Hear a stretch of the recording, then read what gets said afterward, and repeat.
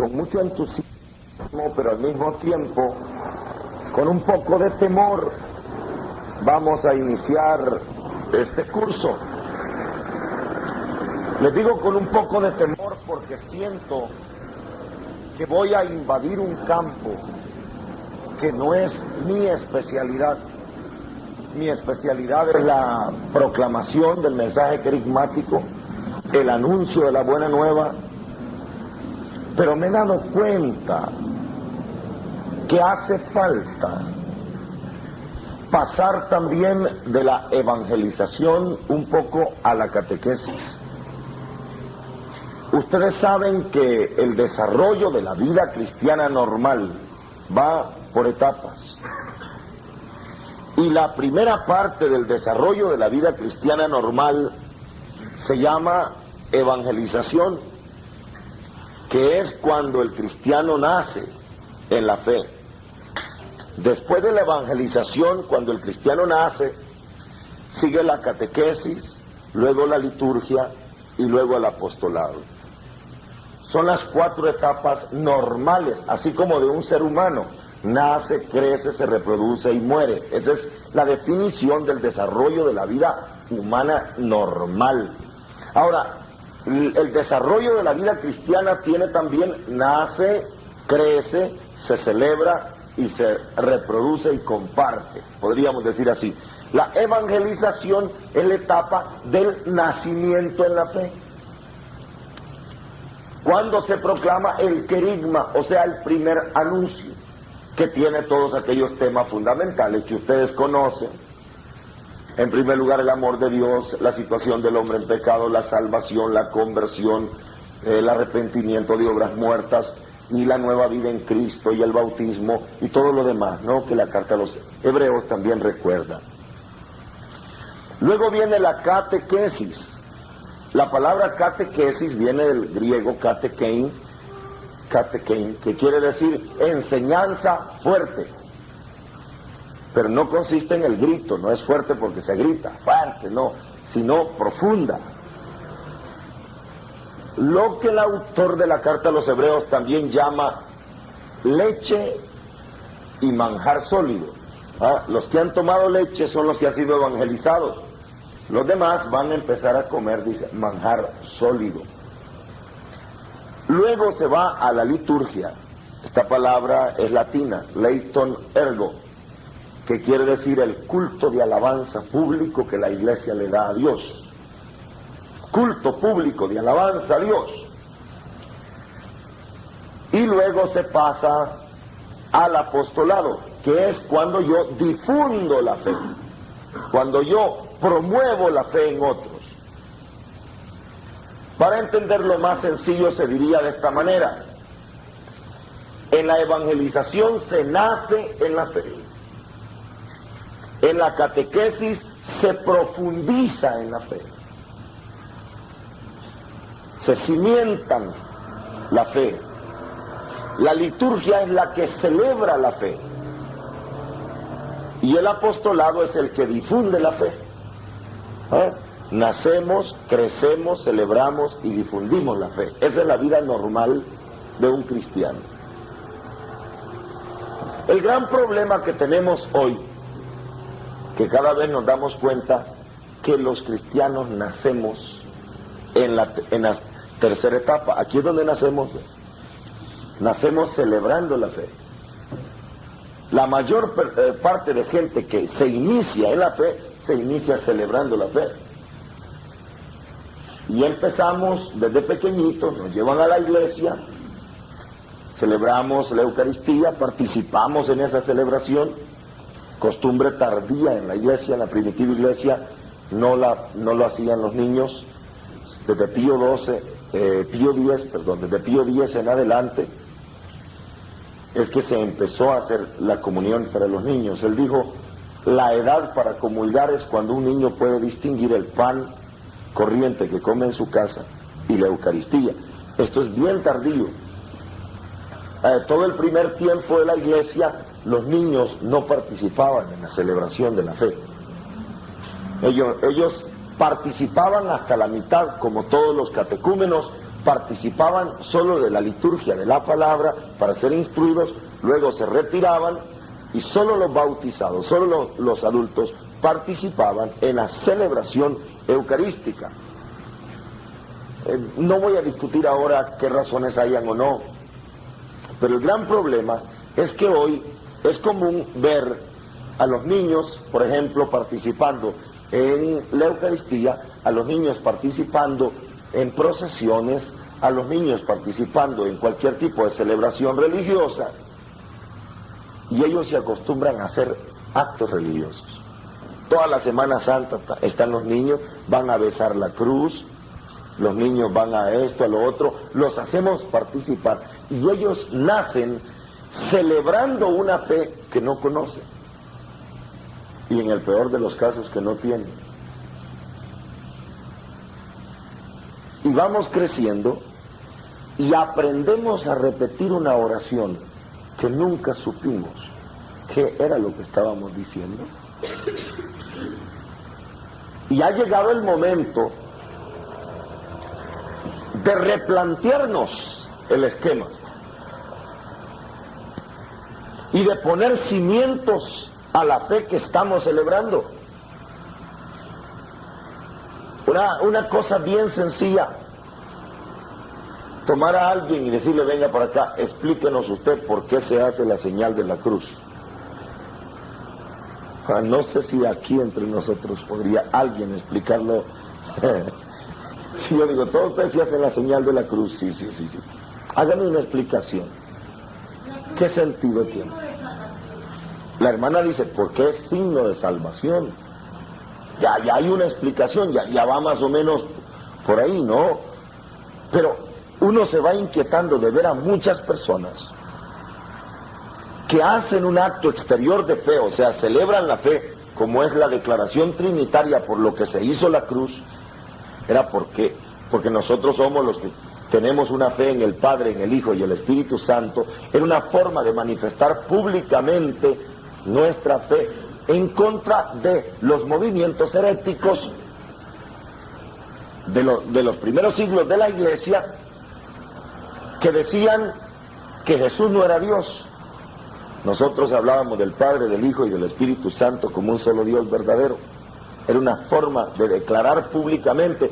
El que se hacía la señal de la cruz estaba dando una catequesis a todos, demostrándoles que él tenía una fe trinitaria. Nuestra declaración de fe. Claro, además es un símbolo de salvación y un montón de otras cosas. Otra pregunta sencilla.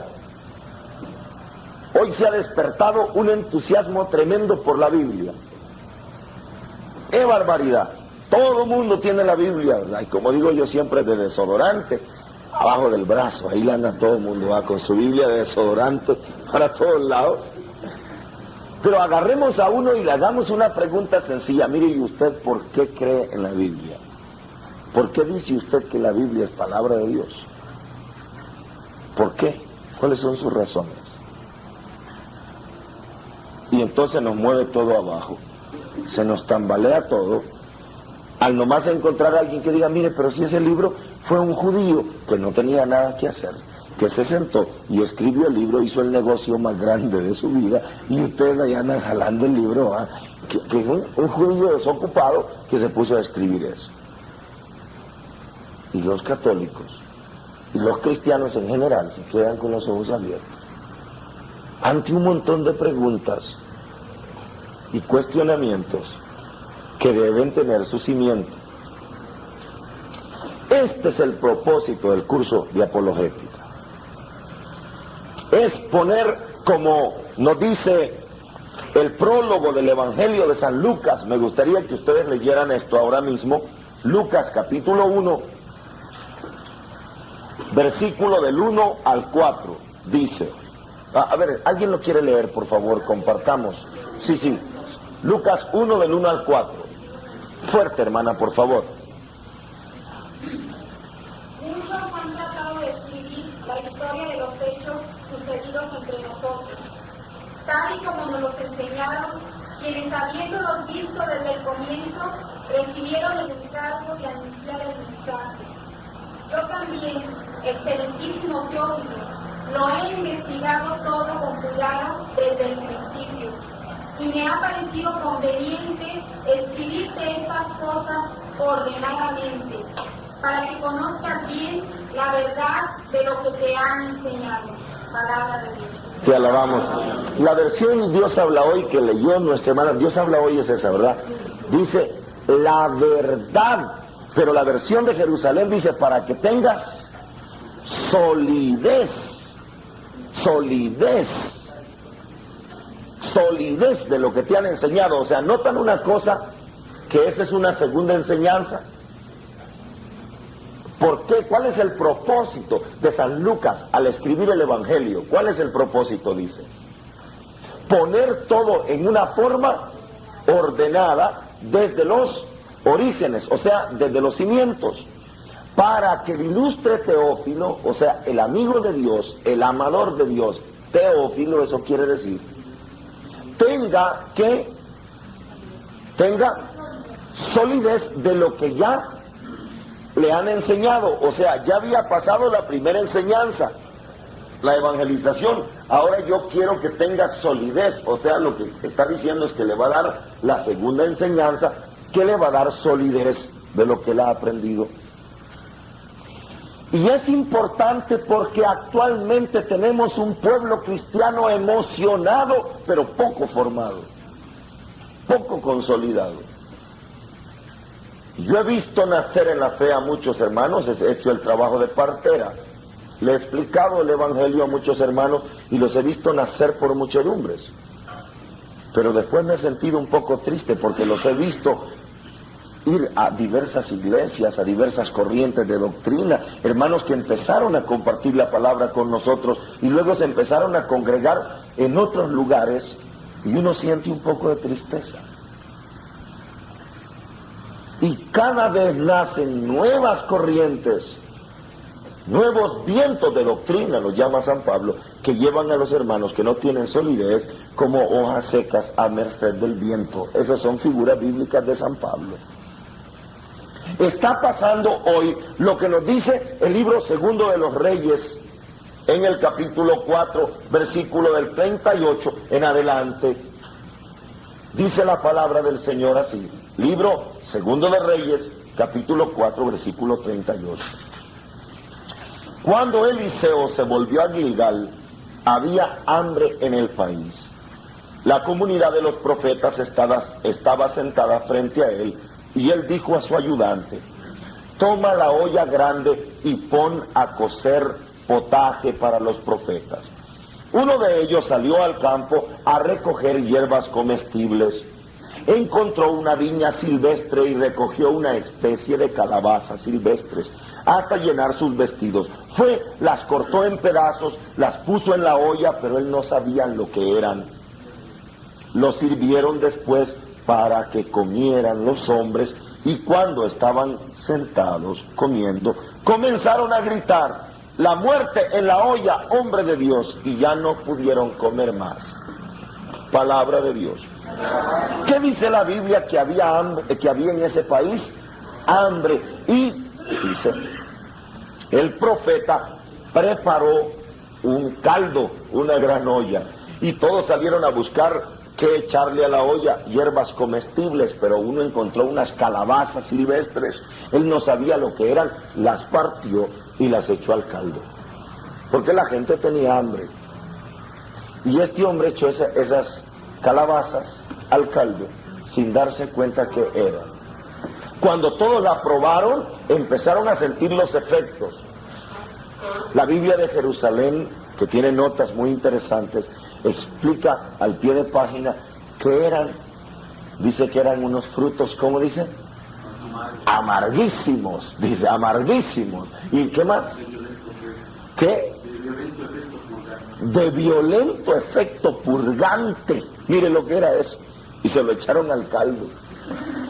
Cuando aquella gente en ayunas, porque habían estado en ayunas, se echaron un purgante, ya se puede usted imaginar lo que se sintió eso. Esa gente gritó, esta es la muerte, dijeron. Ahora, había hambre. El problema es que alguien le echó calabazas al caldo que eran purgantes. Actualmente está pasando eso. Hay hambre y sed de la palabra, pero no hace falta quien le eche de esas calabazas purgantes al caldo, ¿verdad? Y esas son las doctrinas erróneas, los alimentos que no son el alimento sólido, los pensamientos que no son el alimento productivo, sino aquello que nos hace efecto de purga. Y hoy encontramos cada calabaza de esas. Como usted no tiene idea, hermano. Yo creo, aquí en México, ustedes no tienen idea, porque, y esto se los cuento así de primera mano, lo acabo de experimentar, a mí no me dejaban entrar ahora a México. Si no es porque los hermanos ahí se mueven, van, hablan con no sé quién y no sé cuál, pues todo la influyente se tuvo que mover, ¿verdad? La comadre del hermano, del sobrino, de la tía, del no sé quién. Pero, ¿sabe por qué? No me dejaban entrar a México porque dije que venía a predicar. Y me dijo el cónsul, ahora no queremos, si no es bien autorizado, nadie que llegue a predicar a México, porque estamos sufriendo, me dijo él, una avalancha de predicadores de todo tipo de religión y doctrinas. México tiene restringida la entrada para predicadores ahora. No sé si eso va a ser bien o mal. Mientras me dejen entrar a mí va a ser mucho bien, ¿verdad? Pero, ¿sabe? Hay países como Guatemala donde aflora, pero aflora cualquier tipo de predicador que con una Biblia bajo el brazo dice las más disparatadas cosas. En El Salvador se ha fundado la iglesia y se está pasando en Guatemala, todo Centroamérica, esa viene de México, no viene de Estados Unidos, de Puerto Rico. Puerto Rico es la cuna de gente como Amós, así se llama él, que ha fundado la iglesia que se llama el pueblo de Amós. Y él dice, mientras otros adoran a Dios sin conocerlo, ustedes pueden ver a Dios. Yo soy el mismo que ha hecho el cielo y la tierra, dice. Yo soy Dios. Él tiene templos y lo sigue. En Guatemala está la carpa de Willy Soto Santiago. Él dice que es Jesús que ya volvió a la tierra, que él está hablando, y tiene gente y lo siguen, y siguen con las calabazas, echándole al caldo, y surgen un montón de cosas, dudas, dificultades, unos aprecian de una manera, otros de otra, y pasa lo que pasa con Poncio Pilato y Herodes, que ellos eran enemigos, ¿verdad? ¿Se acuerdan de Poncio Pilato y Herodes? Pero cuando se trató de ir en contra de Jesús, ese día se hicieron amigos. Hay tan diversidad de iglesias, corrientes, doctrinas, sectas, que entre ellos no se llevan. Pero cuando se trata de atacar a la iglesia católica, todos están de acuerdo, ¿verdad? Se van aliando para atacar la fe.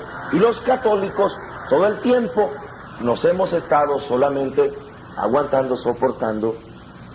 Pero no es lo importante pelear ni responder.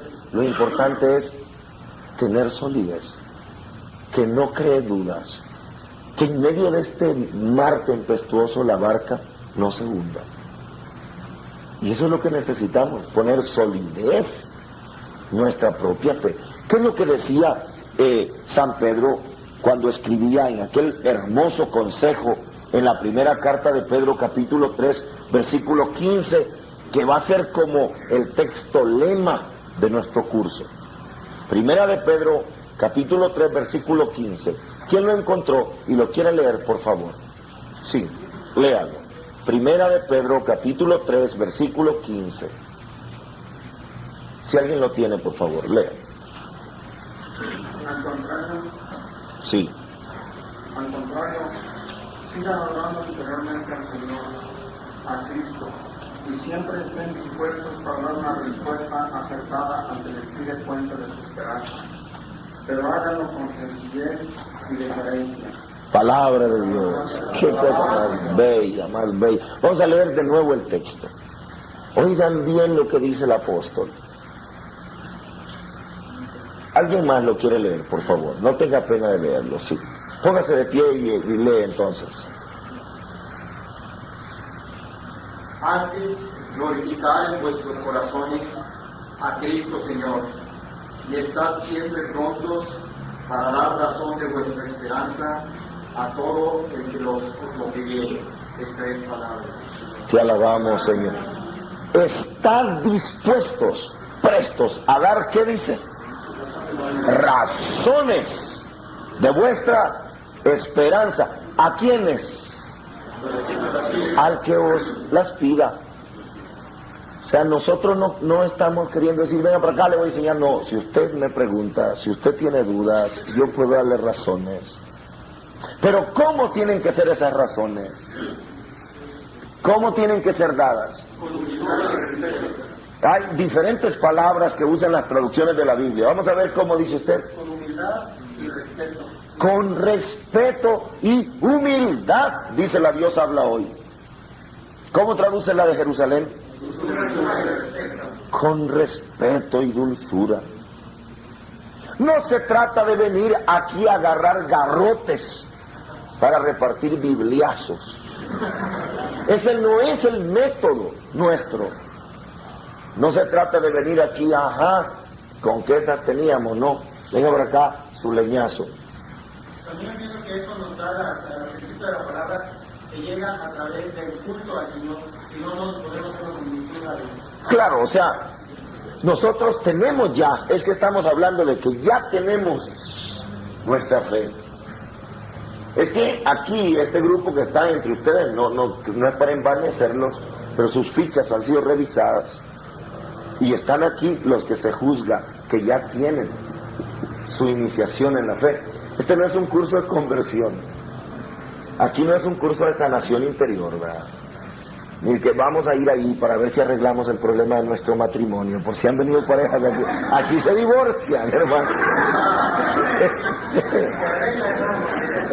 No, es decir, en este curso no vamos a estar nosotros buscando darle al hermano fe,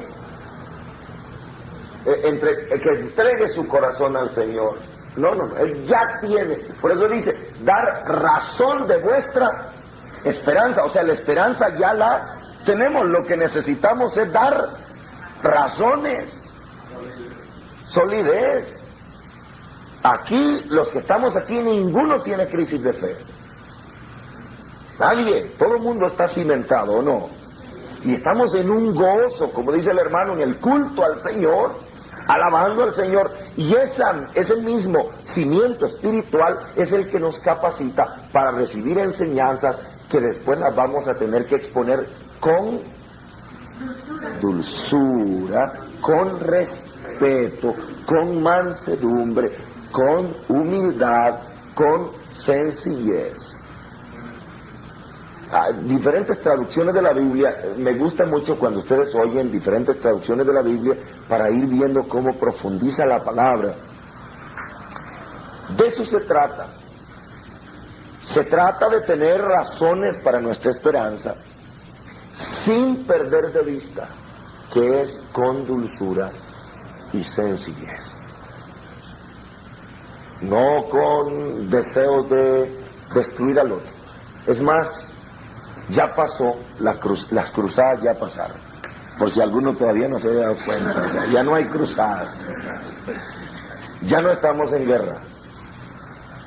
El Vaticano II nos ha dado, yo tengo aquí una selección de textos que les recomiendo que después ustedes lean en el documento o el decreto sobre el ecumenismo, la Unitatis Redintegration, pero el decreto sobre ecumenismo, para decirlo más en nuestro lenguaje, en el capítulo 2 o el capítulo 11, perdón, es capítulo segundo, números 3, 7 y 11. el 11 es número nada más. Capítulo segundo de este documento, los números 3, 7 y 11, nos dan estos conceptos. Voy a leer un poquito. Ya desde el comienzo del cristianismo surgieron divisiones en la única iglesia de Dios, las cuales reprueba el apóstol como graves y condenables. Y en siglos posteriores aparecieron disensiones más amplias y comunidades no pequeñas se separaron de la plena comunión con la iglesia. A veces culpa de los hombres, de una y de otra parte. ¡Qué lindo! El Vaticano II a mí me impresiona porque, dicen los obispos, cambiaron la actitud, ¿no? De estar condenando, a veces, dice, culpa de los hombres, de una y de otra parte. O sea, culpa, la pregunta no es quiénes se fueron, la pregunta es por qué se fueron. Y hay que estudiar la historia de la iglesia sin miedo. Eso es lo maravilloso de la historia de la iglesia actual. Ahora que vamos a celebrar los 500 años de la evangelización, se están sacando los documentos de la historia de la evangelización en América Latina con luces y sombras, sin miedo. A mí no me da miedo cuando yo reviso los errores del pasado de la iglesia, los errores humanos. Somos hombres. Cuando todavía hay quien se acuerda de Galileo Galilei, que lo quemó la iglesia. Es que Galileo Galilei lo condenó la Inquisición y que no sé qué. Todavía hay quien se acuerda de eso. Yo digo, sí, se equivocaron mis abuelos. Porque somos humanos. Y dice la iglesia, han habido errores de uno y de otro lado. Si la iglesia católica quemó a Galileo Galilei, Calvino, fundador de la iglesia protestante calvinista, quemó a Servet, el que descubrió la circulación de la sangre. No era problema de credo, era problema de escasez mental de ese tiempo. Así que no nos podemos empezar a sacar muertos porque tenemos otros de este lado también. O sea, no nos echemos muertos porque entonces nos vamos a empezar a echar muertos encima. Y de eso no se trata. Solo se trata de ver que han habido problemas de uno y de otro lado. Pero lo más importante, dice, sin embargo, quienes ahora nacen en esas comunidades, los que nacen en esas protestantes, y se nutren con la fe de Cristo, no pueden ser acusados de pecado de separación. Y la Iglesia Católica los abraza con fraterno respeto y amor. Porque estos que creen en Cristo y reciben debidamente el bautismo, gozan de una cierta comunión con la Iglesia Católica, aunque no perfecta. Es cierto que por diversas discrepancias existen entre ellos y la Iglesia Católica, tanto en materia doctrinal y a veces también disciplinaria, como en lo referente a lo estructural de la Iglesia, se oponen no pocos obstáculos, y a veces bastante graves, a la plena comunión eclesiástica, los cuales se intentan superar en el movimiento ecuménico, o sea, se está dialogando. El Papa Juan XXIII le dio un gran empuje a esto. Visitó el Concilio Mundial de Iglesias Protestantes y les dijo, es más lo que nos une que lo que nos separa. Y en el gran abrazo que el Papa Pablo VI le dio a Atenágoras, que era el jefe de la iglesia ortodoxa, de la iglesia oriental, el patriarca, le dijo al oído aquella famosa frase, lo único que nos separa es el tiempo que hemos estado separados. En el gran abrazo que Pablo VI le dio a Atenágoras, qué lindo, hay una foto, Atenágoras era un tremendo hombre de peso completo, no era de 2 metros y algo más. Pablo VI era un poquito más pequeñito y Atenágoras hasta se agachó para abrazarlo. Y hay una foto, el Papa le está hablando en el oído, le dice, lo único que nos separa es el tiempo que hemos estado separados. Hay un deseo ecuménico, sin embargo, justificados por la fe en el bautismo, están incorporados a Cristo y por tanto, con todo el derecho, tienen el nombre de cristianos. Y los hijos de la Iglesia Católica los reconocen con razón como hermanos en el Señor. Tienen el derecho. Ahora, que a nosotros, algunos grupos no nos consideren cristianos, no nos debe llevar a tomar la misma actitud revanchista. Nosotros consideramos que son cristianos. Además de los elementos o bienes que conjuntamente edifican y dan vida a la iglesia, pueden encontrarse algunos, más aún muchísimos y muy valiosos, fuera del recinto visible de la Iglesia católica. La Iglesia reconoce que hay afuera en esos grupos bienes muchísimos y valiosos, así como, dice aquí, la palabra de Dios escrita, la vida de la gracia, la fe, la esperanza, la caridad y otros interiores dones del Espíritu Santo y elementos visibles. Todas estas realidades que provienen de Cristo y a Él conduce, pertenecen por derecho a la única Iglesia de Cristo, pero son compartidos con otros hermanos. Los hermanos separados de nosotros practican de la religión cristiana, las cuales de distintos modos y según las diversas condiciones de considerarlas aptas para abrir el acceso de la comunión y de la salvación. Esto fue un logro tremendo. Se rompió aquel principio, solo en la iglesia hay salvación. La Iglesia Católica ha ido más adelante. También se salvan hermanos que aunque no estén plenamente en comunión con la iglesia, también incluso en otro documento de la iglesia, que todos los hombres se salven. Dios tiene una forma, un método para salvarlos. Nosotros no somos tan estrictos. Solo los de mi iglesia se salvan. Eso sería tener un Dios con una cabeza muy estrecha. Muy estrecha. Cuentan un día que murió un hombre y llegó al cielo y San Pedro le dio un tour por el cielo. Véngase, le dijo, le voy a mostrar el cielo, todos los palacios. Y este palacio es de los judíos, le dijo. ¿Y se salvan los judíos?, le dice. Sí, pero si ellos mataron a Jesús, no todos, le dice. Esta gente cumplió, vivió, siguió la ley. Encontró otro palacio, ¿verdad? ¿Y este palacio de quién es? Este palacio es de los hindúes. ¿Y hay hindúes en el cielo? Sí. Ellos tenían su ley natural y ellos siguieron esa ley y Dios les dio la salvación también, los trajo. Otro palacio. Este palacio es de los católicos. Aquí sí, dijo él, aquí me quedo yo, si yo soy católico. No, pero espérate, te voy a seguir enseñando si hay más. Solo que aquí vamos a pasar calladito, le dice. Aquí vamos a pasar en silencio. Y él dice, ¿por qué? Cállate. Pero ¿y por qué vamos a pasar en silencio? Y él se puso a pensar, este no es el hospital porque en el cielo no hay enfermos, ¿no? Entonces, ¿por qué es una zona de silencio? Después te explico, le dice. Cuando pasaron, le dice, ¿qué quiere ver ahí? Espérate. Es palacio de los evangélicos, le dice. ¿Y por qué teníamos que pasar calladito? Le dice, para que no se den cuenta que hay más gente aquí, le dice, porque según ellos, solo ellos están aquí, le dice. Y si se dan cuenta que hay más, no sacan, le dice San Pedro. Vamos a pasar, mira. No, y es un chiste que refleja algún pensamiento bien estricto. Muchos hermanos de otras iglesias dicen, ustedes no se van a salvar. Como si ellos fueran los que visan el pasaporte al cielo o al infierno. La señora me dijo a mí, usted se va a ir al infierno, gracias por la visa, hermana. Le digo, usted es la que visa los pasaportes. Esa actitud no la tenemos los católicos. Si alguno de ustedes la tenía, ya no la tenemos.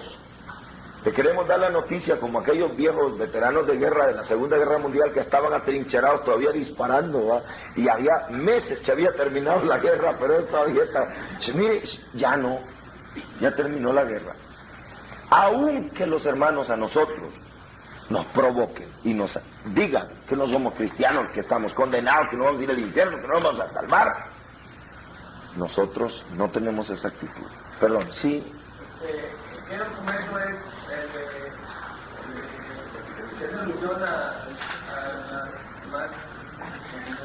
es el documento sobre los no cristianos. Es siempre la iglesia y los no cristianos. Creo que es al final de la Unitatis Redintegratio que tiene sobre la libertad religiosa. Ah, no, pero eso ya es fuera del Vaticano II, digamos. Hay muchos documentos, pero en el Vaticano II encuentras eso cuando habla del diálogo con los no cristianos, con otras religiones. En el Vaticano II lo encuentras. Estos son pensamientos y textos del Vaticano II, literales, estoy leyendo. Solo me estoy parando para explicar algunas cosas. Bueno, vamos a seguir. Dice aquí, oigan esto, que es la siguiente parte. Si ese principio es válido, ahora hay que tener en cuenta este otro también, otro principio. El verdadero ecumenismo no se da sin la conversión interior. Lo que habíamos dicho antes, de nada sirve hablar, de dialogar y todo si no hay conversión. Porque en la renovación interior, en la abnegación propia y en la libérrima y efusiva caridad, brotan y maduran los deseos de la unidad. No puede haber unidad en la fe si no hay vivencia de fe. Lo demás es pleito, lo demás es puro volar cabezas. Por ello, debemos implorar del Espíritu Divino la gracia de una sincera abnegación, humildad y mansedumbre en el servicio a los demás y de un espíritu de liberalidad fraterna con todos ellos. Yo, prisionero por el amor del Señor, dice el apóstol de las gentes, os animo a llevar con humildad y bondad una vida digna de la vocación que habéis recibido, sobrellevándoos mutuamente con caridad paciente y solícitos por conservar la unidad del Espíritu por el vínculo de la paz. Esta exhortación se dirige principalmente a aquellos que han sido elevados al orden sagrado para continuar la misión de Cristo, que no vino a ser servido, sino a servir. A las faltas contra la unidad se pueden aplicar también estas palabras de Juan. Si decimos que no hemos pecado, hacemos de Dios mentiroso y su palabra no está en nosotros. Y por eso, humildemente, pedimos perdón a Dios y a los hermanos separados, así como nosotros perdonamos a quienes nos hayan ofendido. Las frases más fuertes del Vaticano II sobre esto. ¿Sabe qué dijeron los obispos? Por eso pedimos perdón a Dios y a los hermanos separados, así como también los perdonamos por todas las ofensas que hemos recibido o que hayamos hecho. Mire, esta es la actitud del Vaticano II de nuestros obispos, por lo tanto nosotros no vamos a agarrar otra actitud diferente a la actitud que tiene la Iglesia. Papa Pablo VI, cada hombre es mi hermano. Dan ganas de no seguir el curso, ¿verdad? Porque si entonces, ¿para qué vamos a seguir aquí, hermano, estudiando y después? No, es que esto tiene que estar a la base de nuestra actitud. Cualquier cosa que vayamos a aprender hoy, aunque tengamos ganas de decir, ¿dónde estaba aquel que vino aquel día, hombre? Hoy que venga. ¿Verdad? O tengamos ganas de llegar a las comunidades y repartir hojitas y decirle, mire, vayan allá y me le dan un leñazo. No vamos a pelear ni a lanzar a pelear a la gente. Es solo para dar razón a aquel que nos la pida. Si me piden razón. A mí a veces me visitan algunas gentes en la casa, incautos, ¿verdad? Tocan la puerta y les abro la puerta así. Mire que venimos a evangelizarle. ¡Qué regalo más grande, hermano! ¿Cuánto tiempo tiene para evangelizarme usted? Pues que le vamos a dedicar el tiempo que sea necesario. Muy bien. Vamos a ver. Usted va a hablar media hora y yo también media hora. ¿Está bien? Mitad cada uno. Nos vamos a evangelizar, ¿verdad? Y empiezan a hablar un montón de cosas que de evangelización no tienen nada, sino que un montón de cosas. Yo escucho un poco pacientemente, pero después puedo dar razón. Y nosotros tenemos que estar dispuestos a dar razón, no andar buscando el pleito. sino a responder, a explicar, a tener solidez. Vamos a terminar con esto, que es nuestra parte de introducción. Dice: aparte de esto, en el diálogo ecuménico, los teólogos católicos, siguiendo la doctrina de la Iglesia, al investigar con los hermanos separados los divinos misterios, deben proceder con amor a la verdad, con claridad y con humildad. Al comparar las doctrinas, recuerden que existe un orden de jerarquía en las verdades de la doctrina católica, ya que es diverso el enlace de tales verdades con el fundamento, con el fundamento de la vida cristiana. De esta manera se prepara el camino por el que todos, animados de un amor fraterno, queremos llegar. Estimular para el conocimiento más profundo y la exposición más clara de las insondables riquezas de Cristo. Dice que no hay que renunciar a la verdad. Y algunos no han oído bien la palabra. Dijimos ecumenismo, no dijimos irenismo, o no dijimos sincretismo. ¿Qué quiere decir eso? El sincretismo es, miren, agarremos un pedacito de esta, un pedacito de aquella, un pedacito de la otra, y hagamos una en la que todos quepan, con un pedacito de cada una. No, hay muchos grupos que son sincretistas. Otros dicen, mire, ¿sabe qué vamos a hacer? Para poder unirnos, no hablemos de las cosas en las que no estamos de acuerdo. No hablemos de la Virgen, no hablemos de la Eucaristía, no hablemos de la confesión, no hablemos del Papa, quitemos las imágenes, no hablemos del bautismo, no hablemos. Va, pero eso no es ecumenismo. Ecumenismo no es renunciar a las verdades, sino conservar la verdad y buscar el diálogo en estas verdades. No vamos a renunciar a nuestras verdades de fe. Somos amigos de los hombres, pero somos más amigos de la verdad. Pero con humildad. Bueno, yo creo que ya con esto hemos tenido ya un poquito de entrada para, como quien dice, que se suavice el garrotazo, ¿verdad? Y no estar buscando pleito. No estamos peleando con nadie. Tampoco estamos aferrándonos a errores. Porque de repente, cuando nos hagamos una crítica, tenemos que decir como los obispos en el Concilio Vaticano II, hay que golpearnos el pecho. De repente nos tenemos que dar cuenta que más bien aquellos no es que no estén de acuerdo con nosotros. Lo que pasa es que nosotros no hemos sabido explicar. Y claro, ¿cómo podemos nosotros pretender a una exposición tan errónea de una doctrina que la acojan otros hermanos que no andan buscando errores sino la doctrina sana?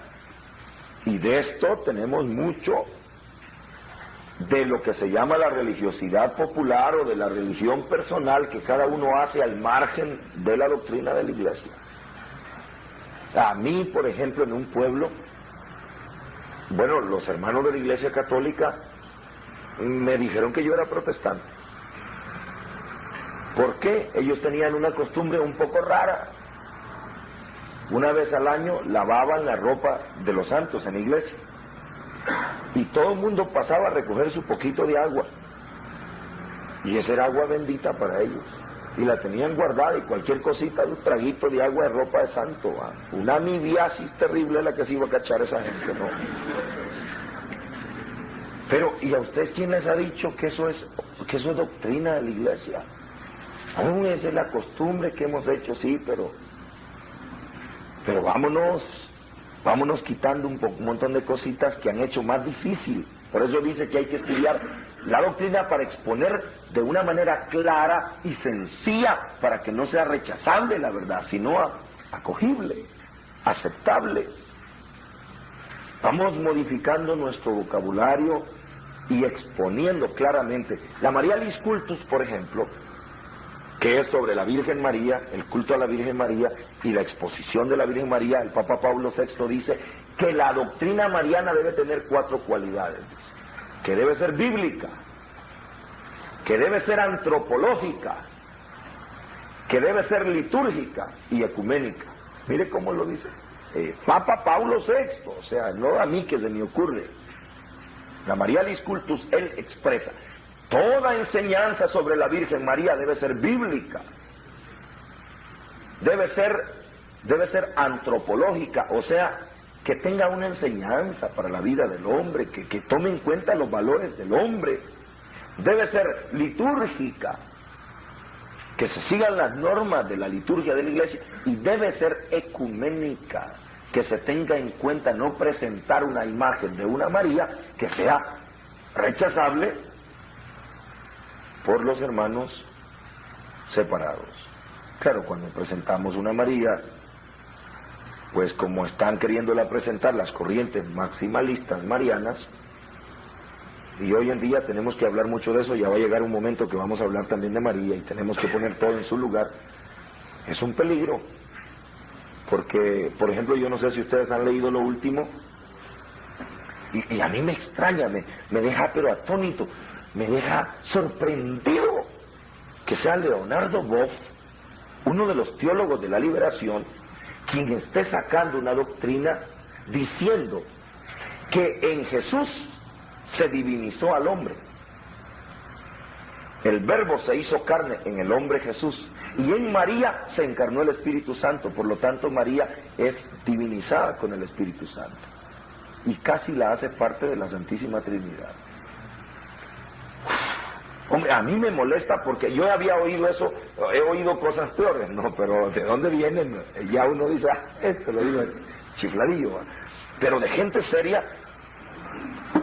Las apariciones de la Virgen en Australia, que se llama la Virgen del Arca, yo no sé si ustedes han oído hablar de eso, con un vidente que se llama Piedrecita, que ha escrito mucho y se está difundiendo un montón de apariciones. Pues entre las cosas que le pide la Virgen María a Juan Pablo II es que declare dogma de fe la divinidad de María. Además, que María llevó al cielo a su esposo, a José, a su papá y a su mamá, que se declare dogma de fe la asunción de José, de Joaquín y de Ana. Hombre, usted empiece a predicar eso y cualquier hermano que lee la Biblia, cualquier hermano separado, no está separado, está opuesto, mano, porque eso no puede ser, ¿no? Y claro, debemos tener cuidado con todas estas cosas, ¿no? Porque es importante ir midiendo el justo medio, y eso es lo que vamos a ir haciendo, no solo aferrarnos, nosotros creemos así y esto es... No, vamos a criticarnos también y a poner las cosas en su justo lugar. Bien, el curso se llama, ¿verdad?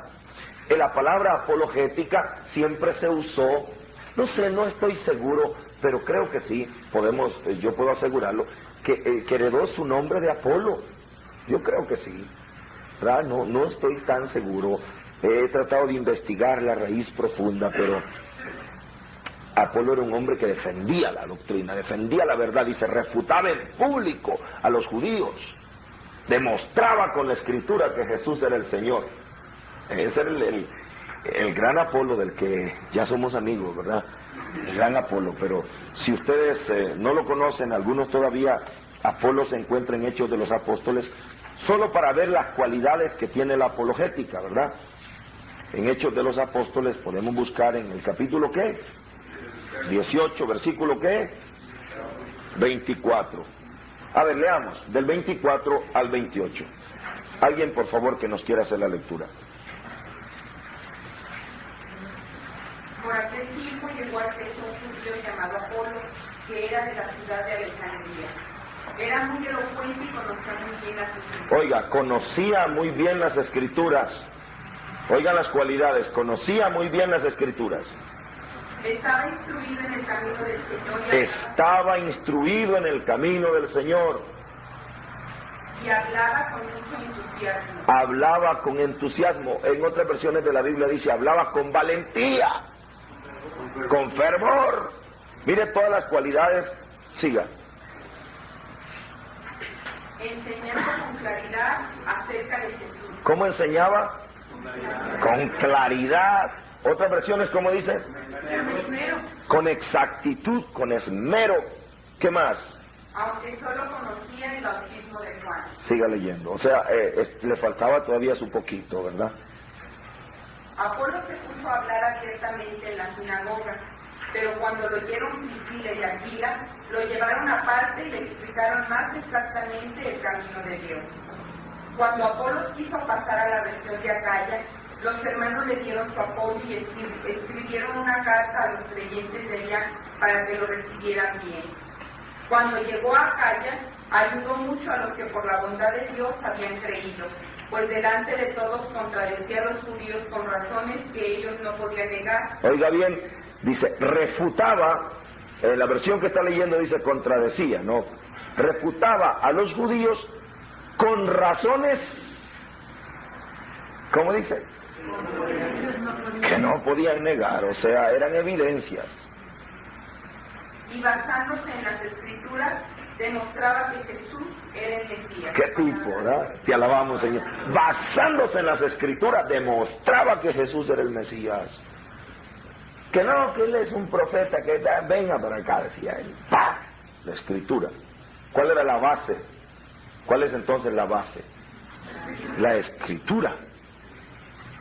Nosotros vamos a tener que conocer la escritura, fundamentarnos en la escritura y tener razones válidas. La apologética se basa en dos principios. Se basa en la revelación y en la razón.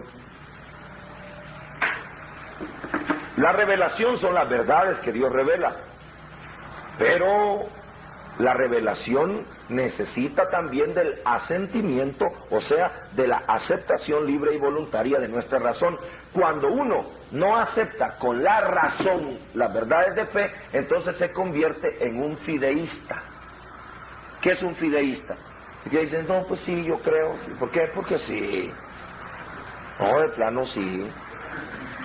Sí, pero dígame una razón. Como decía San Pedro, tenemos que dar razones de... No, yo no necesito razones. No. La razón y la fe no se oponen. Existe solo una verdad. Solo una verdad existe. La verdad es una. Hay caminos diferentes. El camino recto se llama, ¿cómo se llama el camino recto? Revelación. Ya te lo dijo. Ahora, la vueltecita más larga que del hombre es su razón, pero siempre llega. Claro, no pretendemos tampoco querer decir, no somos nosotros gnósticos. Los gnósticos son los que dicen que todititas las cosas que son ciertas el hombre las puede penetrar con su mente. Ese es el error de los gnósticos. Los gnósticos dicen, si algo es cierto, es conocido. Si no es conocido, no es cierto. Hay misterios impenetrables, como la encarnación, como Dios se hizo hombre,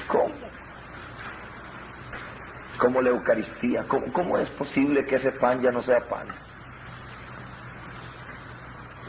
Hay misterios insondables como la Santísima Trinidad. ¿Qué matemática es esa? Que 1 más 1 más 1 es 1. O sea, eso ya se salió, ¿verdad? Es decir, ahí lo único que podemos hacer es explicar que sí hay razón para creer en un Dios que nos revela, porque nos revela cosas que sobrepasan nuestro entendimiento.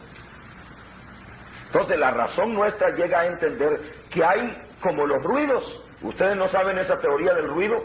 Cuando es una explosión demasiado fuerte, tú no la oyes. ¿Te has dado cuenta? Que es un gran bombazo a la par tuya, no lo oyes, porque tu oído se desconecta. Es igual que el desmayo en el cuerpo humano. Cuando hay un dolor que sobrepasa los límites del dolor, ya no lo sientes, te desmayas. ¿Cómo es? Sí, el cuerpo tiene su defensa, ¿verdad? Cuando hay un dolor, porque si no te desmayaras, si no se desconecta tu flipón, se te funde, hermano, todo. Se te funde. Y así también hay en las verdades. Hay verdades tan grandes que sobrepasan nuestra capacidad. Entonces ya solo queda el asentimiento de nuestra fe. Pero no todo es así. Son algunas verdades. Pero en las otras Dios quiere que nosotros penetremos, escudriñar las Escrituras. Entonces la apologética se basa en que Dios nos ha revelado, pero nosotros somos capaces de conocer. Creo y luego entiendo. Esa era la frase famosa de nuestros santos padres. Creo y entiendo. No me pide Dios una fe irracional. No me pide Dios una fe que niegue mi derecho a estar buscando mis argumentos. Ahora, cuando se habla de apologética, se puede entender esta palabra en una forma positiva y en una forma negativa. A algunos ya no les gusta oír hablar. Cuando yo digo que voy a dar un curso de apologética, hay algunos teólogos modernos que dicen, y todavía anda usted peleando, dice. No, es que no, ese es el sentido negativo. Apologética no es solamente la defensa y el ataque de doctrinas. Apologética en el sentido positivo es buscar fundamentos de nuestra fe, que eso todo lo debemos tener. Lo que pasa es que la teología moderna ya no trata la apologética como separada, sino que la mete dentro de lo que se llama la teología fundamental o teología dogmática. Ahora usted habla de teología fundamental y ahí van todos estos temas, ¿no? Donde hay fundamentos para todas las enseñanzas. Por eso si alguien se siente extraño, o usted le digo, fíjese que tomé un curso de apologética, puede haber alguien que diga, no hombre, si eso ya está superado. Está superada la visión negativa de apologética, de pleito, pero no está superada la necesidad de tener cimientos de fe. ¿Está claro eso?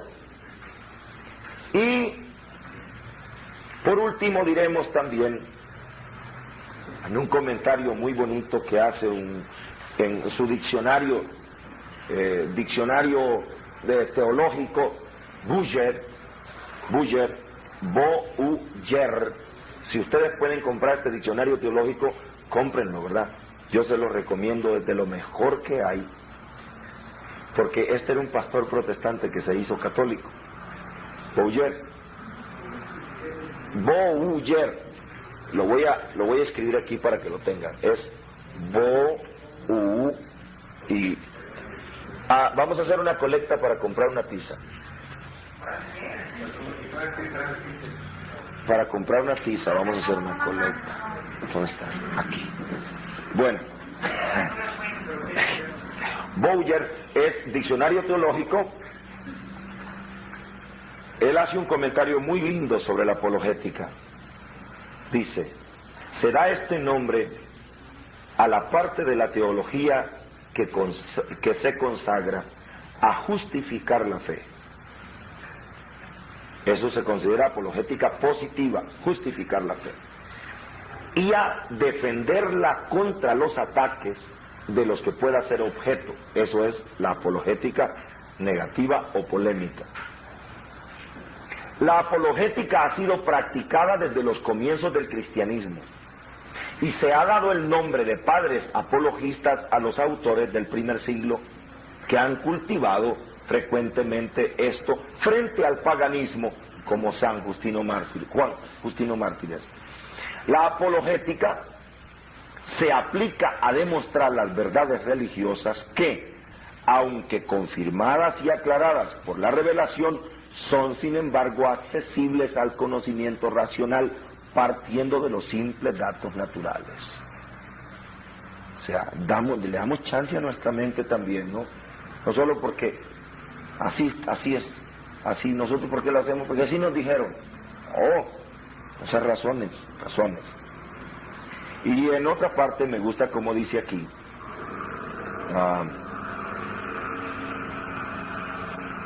el acto de fe, oigan esto, el acto de fe en estas verdades está asentido por la razón humana y por la revelación. El hombre es libre y libremente puede someter, puede dar su asentimiento, se llama esto, a lo que Dios revela. Pero el hombre tiene la necesidad de saber por qué está aceptando esa revelación. Aunque hay algunas cosas que no son objeto, lo que decíamos antes, de la razón humana.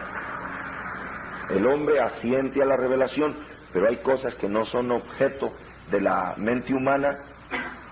Acuérdense lo que dije, gnósticos son los que piensan que el hombre no tiene que aceptar nada que no crea y que no entienda plenamente, porque los gnósticos dicen que el radio del conocimiento humano es infinito. Si algo es real, el hombre lo conoce; si no es real, la mente no lo entiende. Contrario, esto es bueno que lo sepan, a los agnósticos, que esa es otra cosa. Los agnósticos dicen que el hombre no es capaz de conocer nada. Los gnósticos son los que afirman que se puede conocer todo sin límite. Le dan validez o plenitud universal o digamos infinita a la mente humana. Los agnósticos consideran que el hombre no puede conocer nada. Los dos son negativos. Hoy está de moda los gnósticos y un montón de gente, hasta dicen gnósticos cristianos. ¿Cómo puede ser gnóstico cristiano? O sea, hay muchos que dicen así, ¿no?, que son gnósticos cristianos. Bien,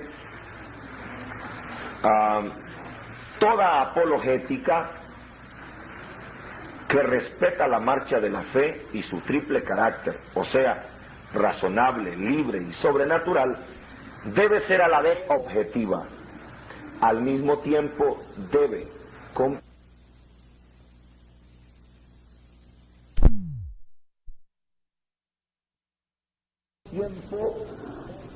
debe orientarnos hacia la plegaria. ¿Qué quiere decir eso?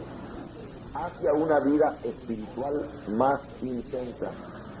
La mejor apologética de nuestra fe es el testimonio de nuestra vida.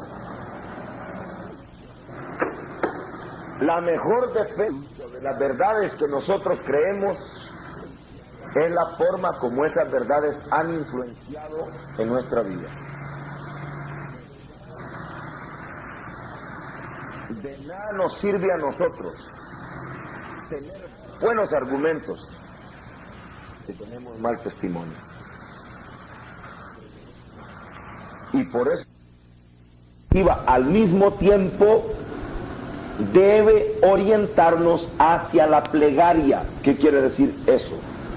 Hacia una vida espiritual más intensa. La mejor apologética de nuestra fe es el testimonio de nuestra vida. La mejor defensa de las verdades que nosotros creemos es la forma como esas verdades han influenciado en nuestra vida.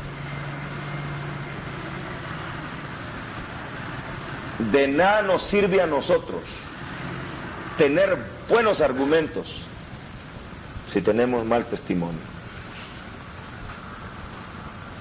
Y por eso es que muchos no nos han creído.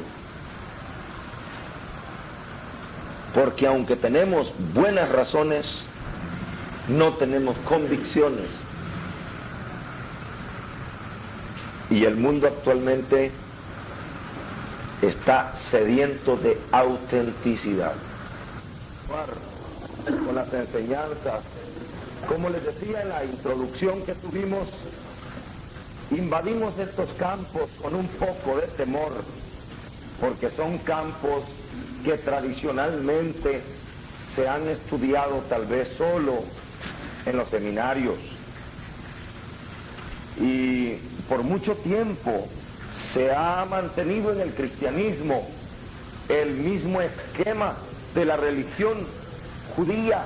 Ustedes recuerdan que para el Antiguo Testamento había una montaña sagrada, un hombre especial que subía a la montaña, allá arriba hablaba cara a cara con Dios, mientras el pueblo abajo se hacía su becerro, su ídolo, su imagen falsa. Mucho tiempo fue ese el esquema. Hubo quienes podían subir al monte y hablar cara a cara con Dios, conocer las cosas de Dios, mientras la gente abajo hacía su propia religión, su propia imagen de Dios. Y ahora, gracias a Dios, ya Moisés bajó del monte, ¿verdad? Ya, gracias a Dios el pueblo también subió. Ya, gracias a Dios, la jerarquía de la iglesia va compartiendo cada vez más con los laicos esto que tradicionalmente, como dijo el sacerdote a David, ¿verdad? Este pan se lo comen solamente los de aquí del templo, le dice. Le dijo David, pero yo tengo hambre, le dijo. Y David fue el primero que arrebató panes sagrados en el templo. Y nosotros los laicos hoy estamos como queriendo comer de estos manjares, entrar a temas que no son los temas propiamente de la formación laical, pero que por la necesidad pastoral tenemos que hacerlo. Yo les digo que este tipo de temas que vamos a enfrentar no son los temas de la familia, la educación, la cultura, la política, la economía, que según el Evangelii Nunciandi en el número 70 serían nuestros temas como laicos.